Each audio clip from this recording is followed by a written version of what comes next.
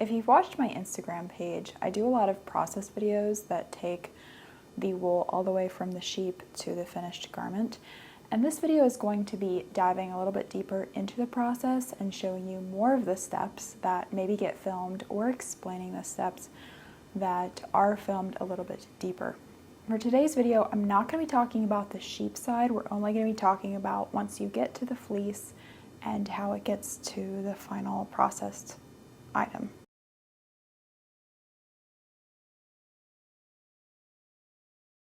So step one is there is a fleece, and this is straight off the sheep. It's just been shorn. You see it in this ball here at the beginning, and that is because it was in a bag after shearing, and now I'm taking it out of the bag to do something called skirting.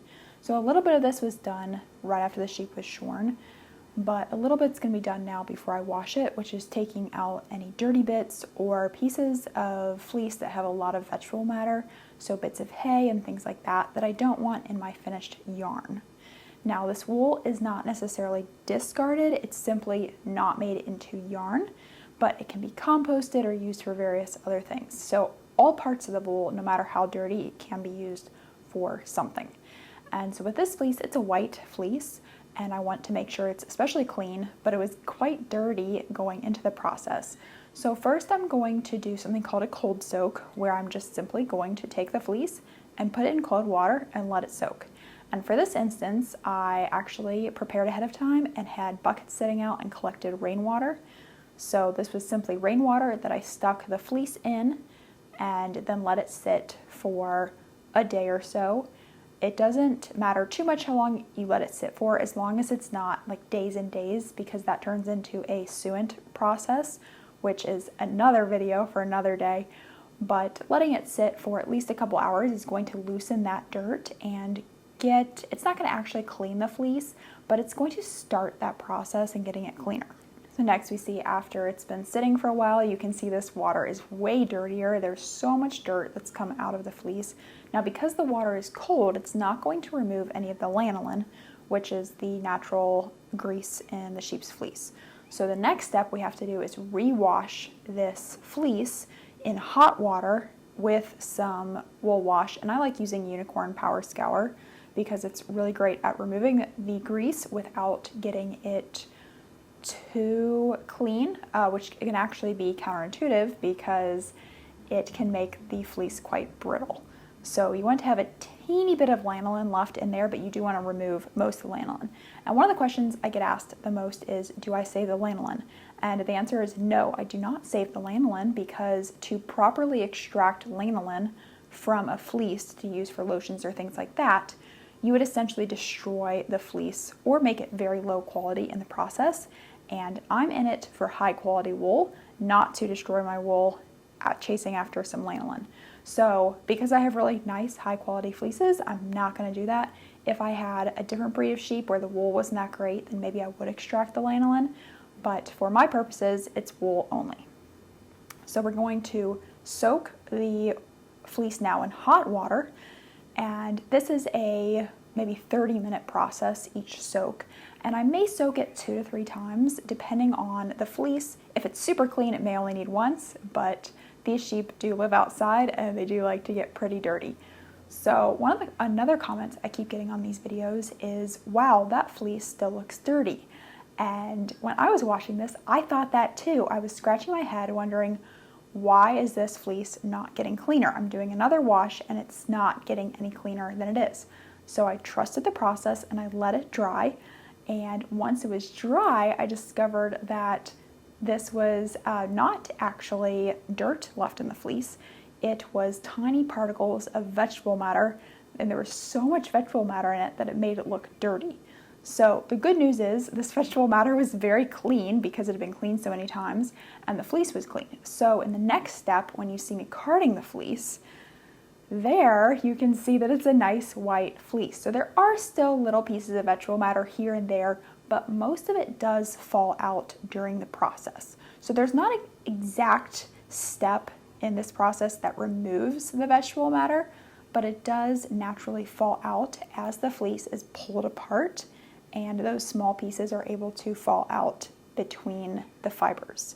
It's easier for the vegetable matter to fall out of a clean fleece than a dirty fleece because the dirty fleece has the lanolin that kind of sticks everything together.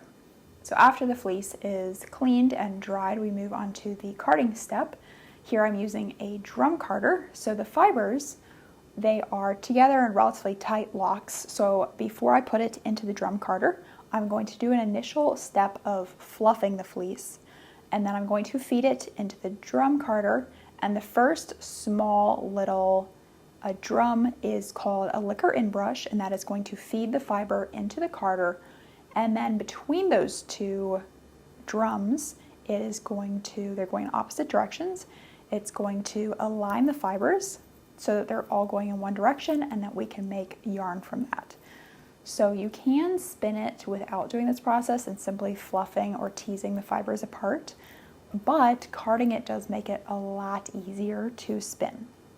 This is also a much faster process. So this particular drum carder is a Brother motorized extra wide drum carder, and it can make bats of about 8 ounces without heavily overloading the carder with fiber. So it's quite speedy, and it can make bats of that size probably in about 30 minutes to an hour if we're really carding it slowly to get a very nice multiple pass bat. So the wool will go through the carder, and that's not quite good enough usually, so we take it off the bat and then we card it again. And so that second card is usually enough to get a pretty nice smooth bat out of it. Sometimes it will need 3 passes, but most wools only need 2. Now for this particular project, it was dizzed off, so that is the little kind of button-shaped object that I'm using to feed the wool through.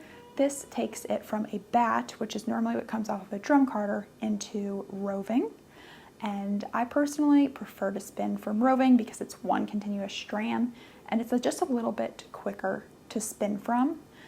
So no particular reason, it's not necessarily better fiber, it's just spinner's preference. So after this fleece was carded and put into roving, the next process was spinning, and this is the longest part of the process. Now for this particular project, it took a couple months, which didn't really need to take that long, but I had a lot of other things going on, and so I would only get to spin little bits here and there. So I am using an Ashford Kiwi 3 wheel here. This is an excellent beginner-friendly wheel, as well as one for more experienced spinners. It's a nice, easy, smooth wheel to work with, and one of my favorites. It's the one sitting next to me right here. And this is a really great wheel for when you just want a super relaxing spin. So it's one of the reasons I chose it. So I was spinning this yarn to be somewhat of a bulky yarn. So you can see that when I'm drafting it, which is the process of taking the roving and pulling it into the fine thread, it's a little bit thicker than some of the other yarns that I spin. So the first step of spinning is to spin something called singles, which are those one single strand of fiber to strand of yarn. And this goes onto the wheel and is wound onto the bobbin. And then once the bobbin is full, I take it off of the wheel and put it onto something called a lazy Kate. And then I take another empty bobbin and put it back on the wheel and spin another bobbin. And then once I have multiple full bobbins of singles, I take those bobbins out, they're sitting on the lazy Kate, and then I take those 2 strands together and pair them up, and they spin in the opposite direction that they were already spun, so the twist kind of twists back on itself, and then it goes into the final yarn. So this was a 2-ply yarn. If you're using like a 3-ply yarn, then you're going to use 3 bobbins, but this was 2. So I had 2 strands together, makes 1 strand of yarn when plied counterclockwise because I'd spun the singles clockwise.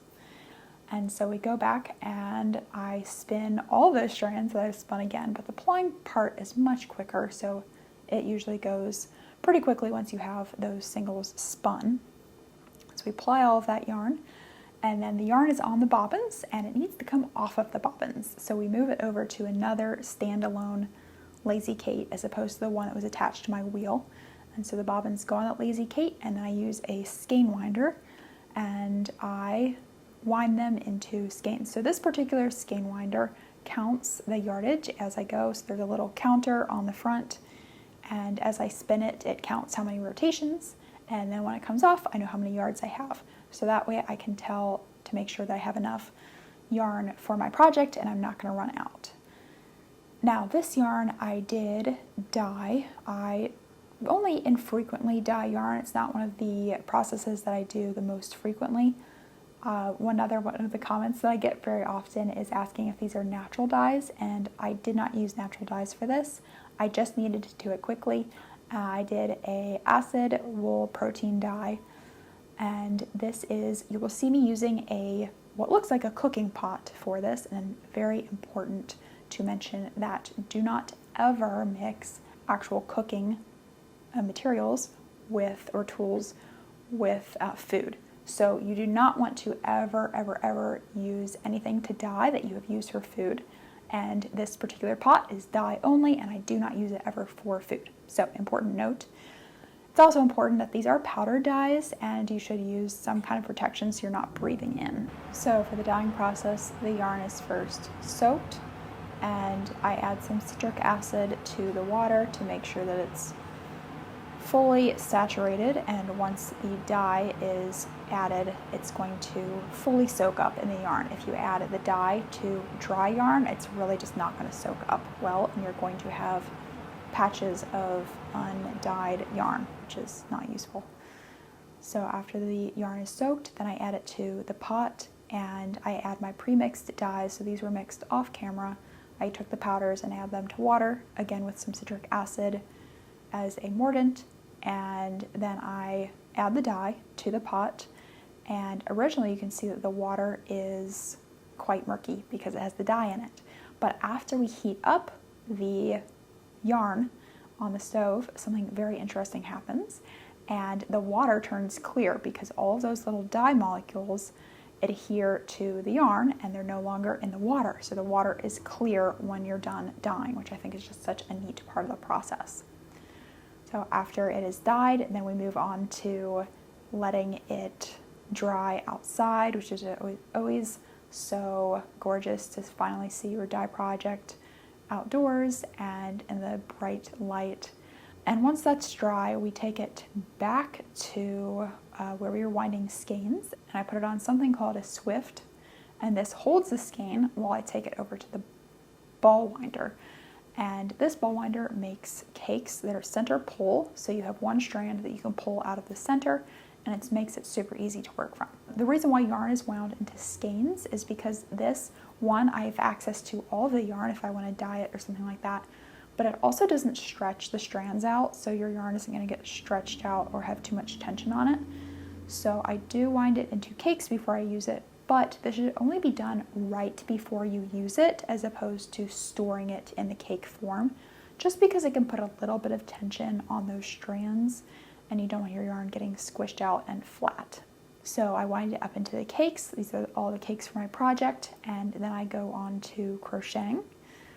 This was not a project that I had a pattern for. I was really just kind of going with what I thought would look good in my head and adapting as I went. So I used a V-stitch for this project. Again, wasn't following a pattern, just kind of going based off of, I have this much yarn and I think I can make this size project with the amount of yarn I have. And so I did the V-stitch for the square, and then I put a border on, a little picot border that is just some chain stitches and then secured at the edge to create the little picots. And this is a really fun, cute, and super simple border that I like to do.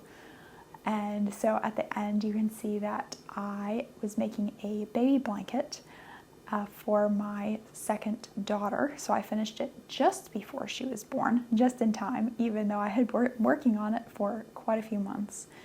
So it was enjoyable to make this entire this entire blanket from scratch, from the sheep Agnes, who is a CVM Romedale, all the way to a nice soft squishy blanket to wrap my new baby in. So making the baby and making the blanket at the same time. The baby took a little bit longer than the blanket, but only just longer.